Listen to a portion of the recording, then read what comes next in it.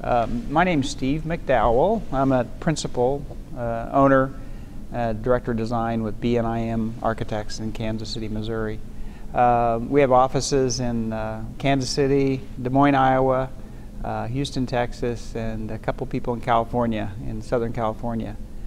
We have around 70 people. We work on a variety of project types, probably university buildings, corporate facilities, civic buildings. We finished a major art museum and are just about to finish a major performing arts facility and a new ballet school in the next few months. And we do a lot of planning work and planning for cities, communities, and campuses. Architecture is about helping people, and every human being has a need for a place that's comfortable, protective, beautiful, speaks to their soul, touches their senses, provides some type of mental experience, whether it's appreciation for the golden mean or some other known kind of measure of what might be beautiful. And it also has a role in connecting us to nature. And as a consequence, most of our work is really focused on buildings that are in harmony with people and other living things and in harmony with nature. And that's really how we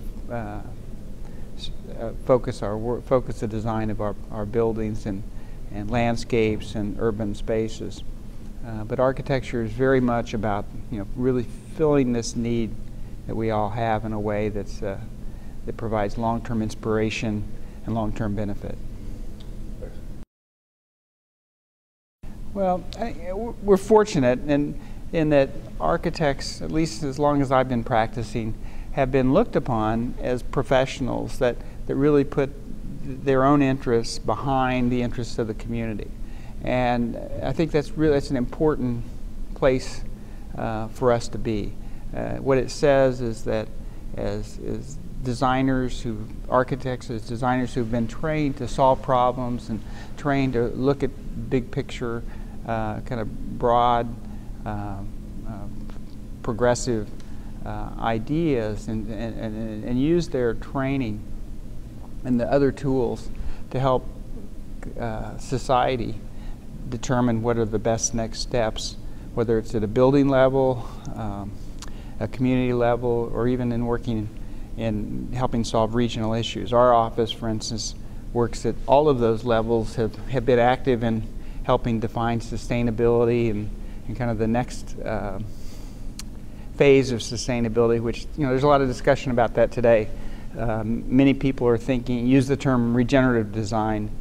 We actually use a phrase of generous design, which maybe is a little bit different, but it really means that a building has a responsibility to give back to the ecological systems and other communities that it's in, to give back more than it consumes. And I think that kind of thinking is what our communities expect from architects, to really be leaders in helping prepare our communities for a healthier, more vibrant, more economically sustainable and future. We look at innovation and replication kind of as two different ways of approaching the solution of a problem. If a design solution can best be served by replicating solutions that we've developed in the past, or even others have developed in the past, we think that's the appropriate action. But many times, in almost every project, there's a requirement for innovation, and it may be the innovation can come lots of different ways.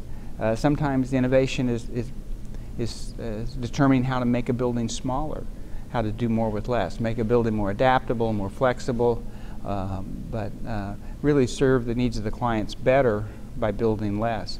Other types of innovation are the water systems that we've worked with many collaborators to develop and create buildings and landscapes that that take dirty water, wastewater, what was thought to be wastewater, and clean that water and put it back in the aquifers, so that we're operating at a net zero level of water consumption.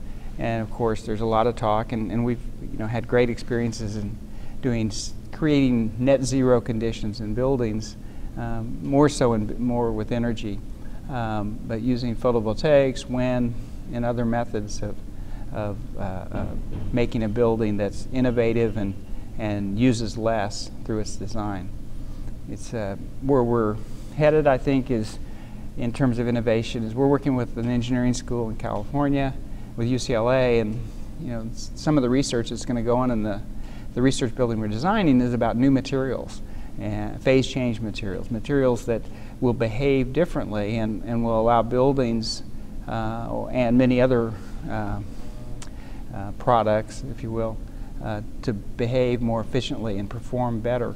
And I think we're looking forward to being part of that, the research that's going on in that building, as well as other research that's out there in different locations, and starting to incorporate that into biomimicry and other approaches to design.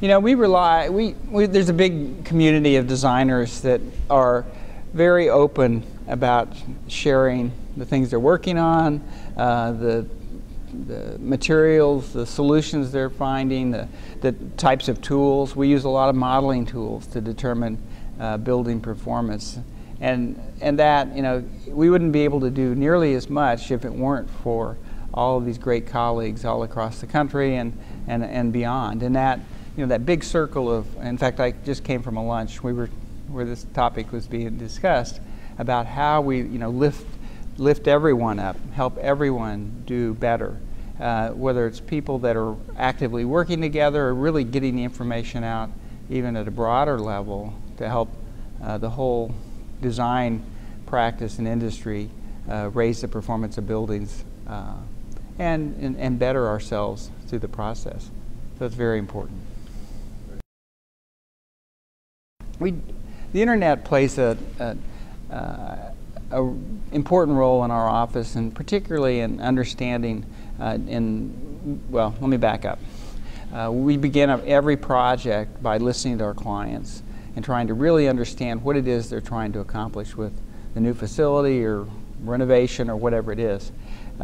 Following that first step of listening, we begin a research process, and we rely heavily on the internet for much of that research. In fact, probably for all of the research that we do, whether it's the initial or whether it's through the process of trying to compare what we've learned about this project with what others are doing. I don't know where we would be without the internet. I imagine we'd be someplace quite different from where we are, but just looking over the last 10 years in terms of how much information we're able to gather very quickly, how much information we're able to put out and ask others to help us with very quickly I don't know the scale of change, but it's very dramatic. Well, there's a lot of great schools, and we're fortunate. We see candidates from all over, and I think there's a couple of things. One of my early mentors really stressed the need for a liberal arts and sciences education as a foundation for design school. Probably at the time I was hearing this in my early 20s, I didn't appreciate what he was saying, nor did I appreciate the education that I had had leading up to design school. And I think it's really important that candidates or students of architecture try to ensure that the school that they're going to go to and that they themselves make liberal arts and sciences a priority, because architecture is a really education is much longer than the 4 or 5 or 6 years that you invest in your early 20s. It's a long process. I'm still learning a lot, and that having that foundation, I think, in the long run is going to be important to your education. I think beyond that, schools that are certainly focusing on design in every way possible. In our office, we've shifted the way what we consider the design process from one that was largely intuitive when I graduated from school to one that today we describe as intuitive to scientific to experiential. And what that means to us, and I think what it might mean to someone who's looking at a school, is a school that has not only a strong design program in maybe the traditional way, but also a school that is focused on using scientific tools to understand the performance of a design, and using modeling tools to understand the experience. What's the human being going to feel when they're inside this building? And that's a lot to try to accomplish in school, but I think it's important for students to have that kind of exposure. And of course, I mean, it goes without saying that it's important that the school and the faculty are really grounded in environmental responsibility, sustainability, green architecture, regenerative or generous design, but that there's really a focus on the architect's role, the planner's role in ecological stewardship. I, like a lot of young graduates from architecture school, had high aspirations, had high expectations for what I was going to be doing right out of school. I was very fortunate. I met up with a group of folks, an architectural firm who I'm still associated with today. I was given tremendous responsibility early on as a project architect, project designer, and that I guess I reciprocated with that opportunity by taking advantage of every opportunity to grow as well as I could into the architect that I am today. I think it was a slow process. It was beginning working as an understudy, and then moving into a leadership role where I was the first, maybe the project lead designer, and then later the designer and principal and all that. I can't remember most of that anymore. It's kind of in a haze. But I think what's important is to have patience, to realize you're not going to be the Howard Roark right out of school. That it's a team sport. It's one of high collaboration. It's taking advantage of learning opportunities from your colleagues in your office, as well as the other professionals, the engineers and others that you work with. And it's, I mentioned our office has evolved from from intuitive to scientific to experiential. It's also evolved from a practice that was largely a single person's idea to a much more collaborative idea. We have a phrase in the office that is, no one knows as much as everyone, and we really believe it. We practice that way. We've retaught ourselves in some respects to be more collaborative, to understand how to work in teams, and to make that process much more efficient. And so, if you're thinking about what's next and what you want to do, how you want to work, I'd suggest that that phrase is in our office, but it's in a lot of other offices.